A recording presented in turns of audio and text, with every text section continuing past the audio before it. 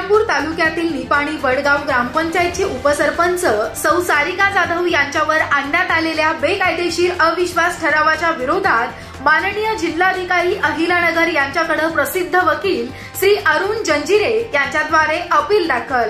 निपाणी वडगावच्या उपसरपंच सौ सारिका जाधव यांच्यावर बेकायदेशीररित्या कोणतीही नोटीस न देता आणि कुठली पूर्वकल्पना नसताना बेकायदेशीर ठराव मंजूर करण्यात आला।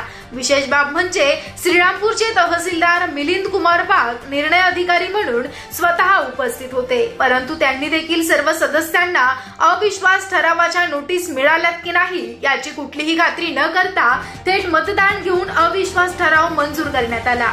विशेष बाब म्हणजे निवडणूक प्रक्रिया महसूल विभागामार्फत पार पाडली जाते। सर्व प्रक्रिया महसूलचे कर्मचारी अधिकारी सहभागी होऊन पूर्ण प्रक्रिया पार पाडत असतात। तसेच यामध्ये विरोधी पक्षाचे सदस्य हे एक प्रकारचे लोकसेवक आहेत। विरोधी पक्षाच्या सदस्यांनी 5000 रुपये घेऊन मतदान केलं अशी माहिती एका ग्रामपंचायत सदस्यांनी नाव न सांगण्याच्या अटीवर उघडी केली।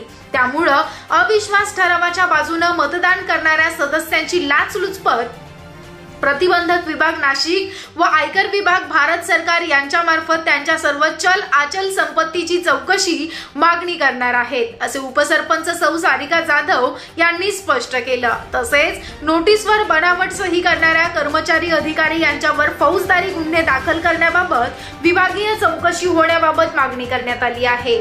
सदरील प्रकरण माननीय जिल्हाधिकारी अहिलानगर यांच्या कोर्टात प्रलंबित झाल्याने न्याय प्रविष्ट असल्याने उपसरपंच पदावर डोळे लावून बसलेले सदस्य यांच्यावर पुन्हा एकदा स्वप्नभंग होती की काय असा प्रश्न पडला। तसेच दर 6 महिने किंवा वर्षाला सरपंच उपसरपंच बदलून भारतीय लोकशाहीची चेष्टा निवडणूक आयोगाचे नेमक धायावर बसवण्याचा प्रयत्नाला चांगलीच जोरदार चपराक बसली आहे।